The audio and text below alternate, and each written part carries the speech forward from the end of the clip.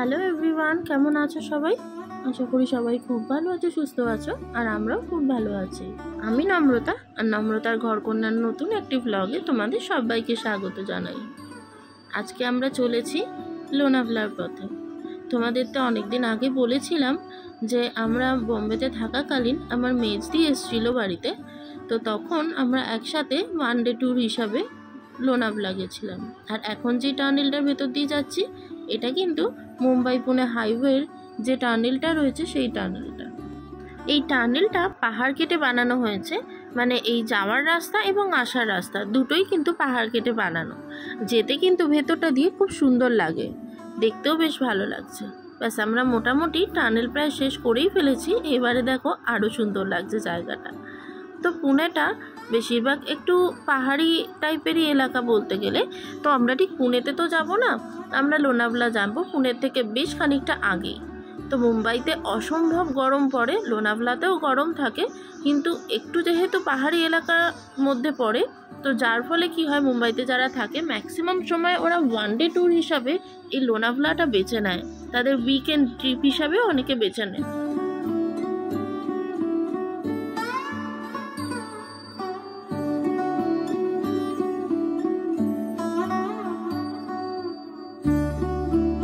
তবে মহারাষ্ট্রে যারা থাকে তো প্রত্যেকেই কিন্তু বর্ষাকালটা ভীষণভাবে ঘোরার জন্য উপযুক্ত মনে করে, কারণ বর্ষাকালে এই যে এত চতুর্দিকে পাহাড় পর্বত রয়েছে, তো এই পাহাড় পর্বত ম্যাক্সিমাম জায়গাতেই কিন্তু প্রচুর পরিমাণে ওয়াটারফলস দেখতে পাওয়া যায়।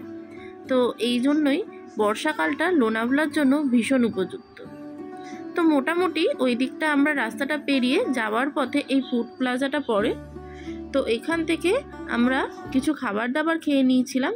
অনেকটা রাস্তা পেরোনোর পর এই একটা জায়গাতেই মোটামুটি প্রায় 25টার ওপরে দোকানপাট রয়েছে। আর যাওয়ার পথে কিন্তু তোমরা এরকম প্রচুর চিকির দোকান দেখতে পাবে, যেটা লোনাভলায় খুব বিখ্যাত। আর তারপরে আমরা পৌঁছে গেছিলাম এই হোটেলটায়।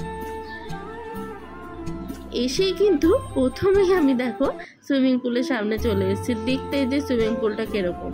তো এদিকে একটা ছোট সুইমিং পুল ছিল, আর পিছন থেকে একটা বড় ছিল। তো এদিকে যেহেতু রোদ্দুরটা একটু কম পড়ছিল বলে আমরা এই সুইমিং পুলটা আসবো বলে ঠিক করলাম। তো আমরা এদিকে ছবি তুলছিলাম, ওরা চেকিংয়ের সমস্ত ফর্মালিটিসগুলো সামলাচ্ছিল। আমি তখন যেহেতু সেভাবে ইউটিউব তখনও স্টার্ট করিনি, তো খুব একটা সেইভাবে ভিডিও করা হয়নি।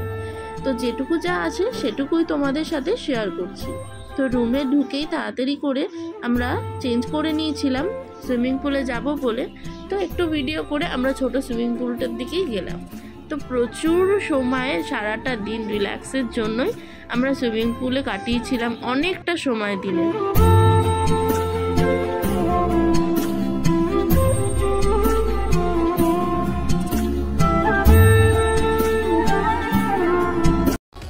আমার তো সাঁতারের অবস্থা ভীষণভাবে খারাপ, কারণ সাঁতার ছেড়েছি বহু বছর হয়ে গেছে, আর সেভাবে খুব একটা সুইমিং পুলে নামাও হয় না, ঘুরতেও যাওয়া হয় না। তবে এখানে নেমে অনেক দিন পর এত ভালো লাগছিল যে মানে কি বলবো আনন্দে। আর সাঁতার তো প্রায় ভুলেই গেছি। তবে হ্যাঁ, সাঁতার ভুলে গেছি মানে এটা না কোনো জায়গায় ডুবে যাব।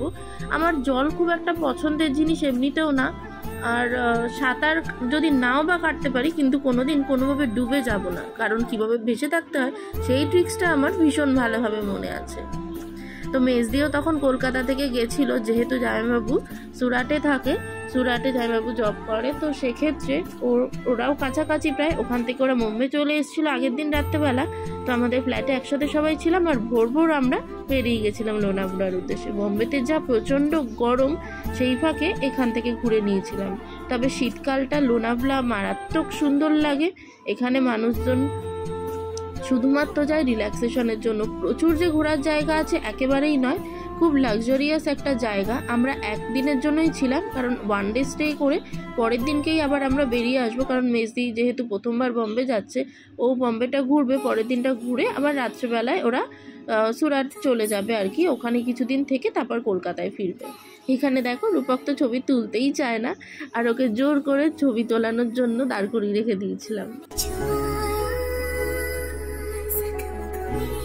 তো আমরা যে হোটেলটায় ছিলাম, হোটেলটার খাবার দাবার অ্যাম্বিয়েন্স ভীষণই ভালো, সব কিছুই ভালো ছিল। আর আমাদের ওয়ান ডেতে দুটো রুম আমরা নিয়েছিলাম, আমাদের একটা, মেজদিদের একটা। দুটো রুমের ভাড়া প্রায় 7,500 না 8,000 টাকার মতো ছিল। এক্স্যাক্ট আমার মনে পড়ছে না এতদিন পর, ওই রকমই ছিল একদিনের জন্য, কারণ পরের দিন সকালবেলায় আমরা চেক আউট করে বেরিয়ে এসেছিলাম। তো দেখো বিকেল বিকেল আবার ফ্রেশ হয়ে খাওয়া দাওয়া করে দুপুরবেলায় রেডি হয়ে গেছি বিকেলবেলায় ঘুরতে যাব বলে।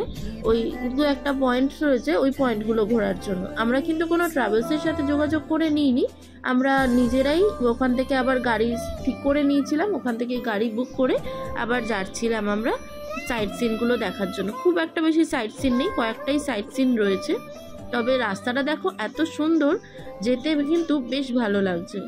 তবে বর্ষাকাল হলে আরও বেশি ভালো হতো, প্রচুর পরিমাণে ওয়াটারফলস দেখতে পেতাম, আরও চতুর্দিকটা গ্রিনারি হয়ে ওঠে। তো কিছু করার নেই, আমাদের হঠাৎ প্ল্যান, ওই হঠাৎ করেই কোনো না কোনো জায়গায় যাওয়া হয়। আর এখানে প্রচুর স্ট্রিটে তোমরা দোকান দেখতে পারবে, আর এটা হচ্ছে লোনাভলা লেক, এটার কথা আমি পরে আসছি।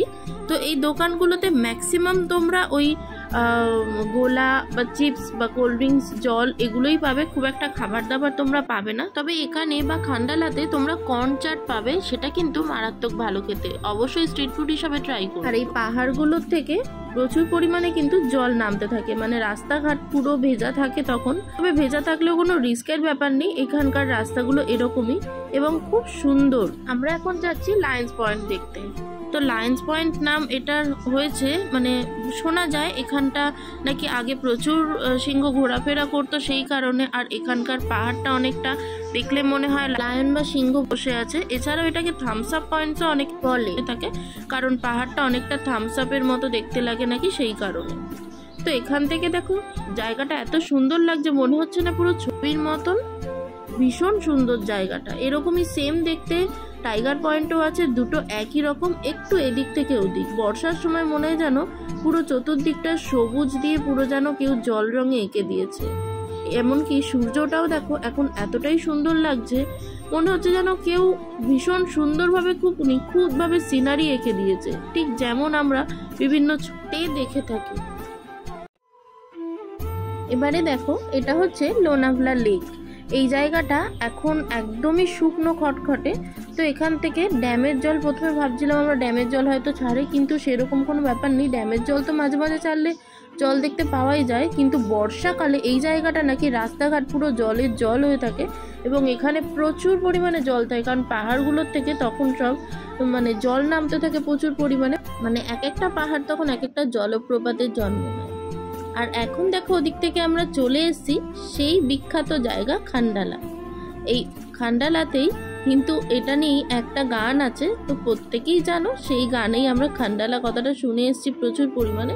এই রাস্তাটা দেখো, আমরা সানসেটের টাইমটায় চলে এসেছি, গাড়িগুলো কি সুন্দর দূর থেকে একটু একটু দেখা যাচ্ছে। সামনের এই পাহাড়টাতেও কিন্তু অনেকে ক্লাইম্ব করে ওঠে, মানে ওই যে ওই এল শেপ টাইপের, ভি শেপের যে পাহাড়টা দেখা যাচ্ছিল ওইটা। আর ওই যে দূরে একদম বিন্দু বিন্দু সব আলো দেখতে পাচ্ছ না, ওটা কিন্তু মুম্বাই শহর। হ্যাঁ, খান্ডালা থেকে মুম্বাই শহরটা ঠিক এইরকমই লাগে দেখতে, কি সুন্দর লাগে না? আজকে তো এটা তোমাদের সানসেটের টাইমে দেখাচ্ছি, কালকে আবার তোমাদেরকে সকালবেলায় দেখাবো ওইখান থেকে মুম্বাই শহরটা ঠিক কেমন লাগছে দূর থেকে। পুরো সানসেটের ছবিটা তোমাদের সাথে শেয়ার করলাম।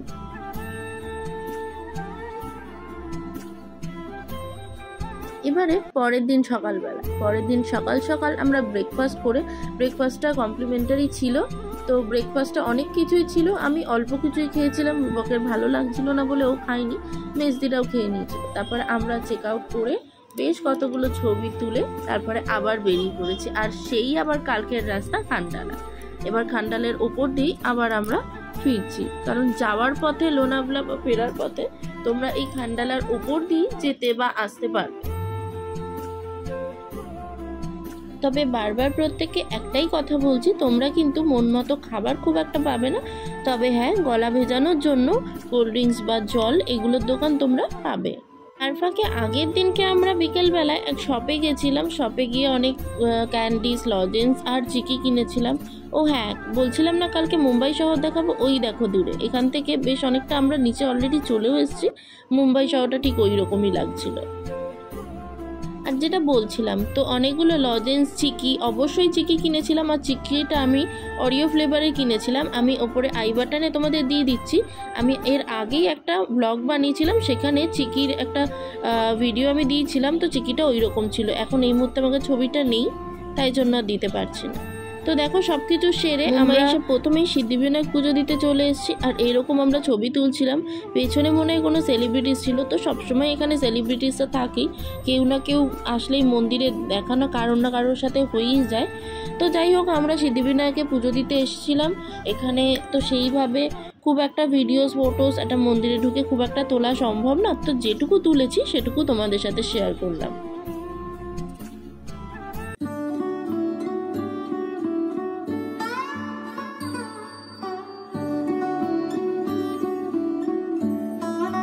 ওম গাং গণেশায় নমঃ, ওম শ্রী গণেশায় নমঃ। পুজো দিয়েই এরপরেই চলে এসেছিলাম গেটওয়ে অফ ইন্ডিয়া। এখানকার ভিডিও তো বহুবার আগে আমি তোমাদের সাথে শেয়ার করেছি, কারণ এখানে প্রচুরবার এসে আমাদের সময় কাটানো হয়েছে।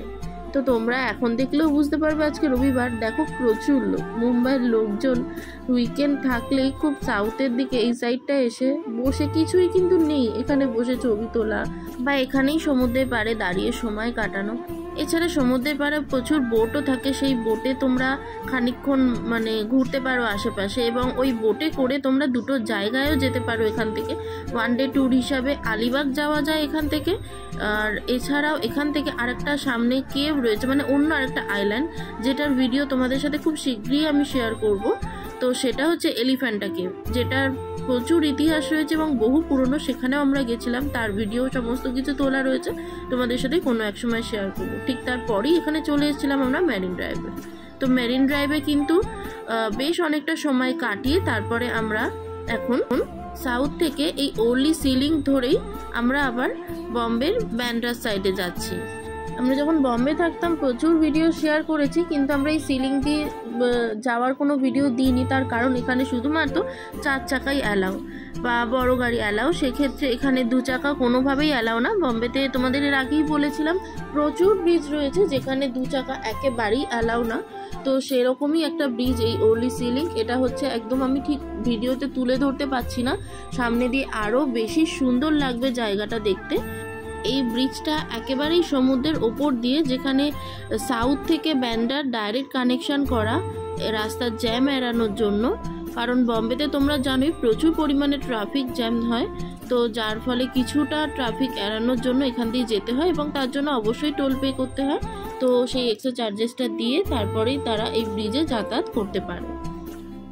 ও তোমাদের তো বলাই হয়নি, মেরিন ড্রাইভের ব্যাপারে প্রত্যেকেই একটা ধারণা রয়েছে যে ওখানে নিচে যে বোল্ডারগুলো থাকে সেখানে হয়তো ইজিলি নামা যায়, কিন্তু মানে ওই দীঘার মতো আর কি বলতে গেলে। কিন্তু একেবারেই এটা ভুল, একেবারেই নামা যায় না। ওখান থেকে বোল্ডার যেখানে বসা এবং সেখান থেকে বোল্ডারের মধ্যে বেশ অনেকটা তফাৎ থাকে।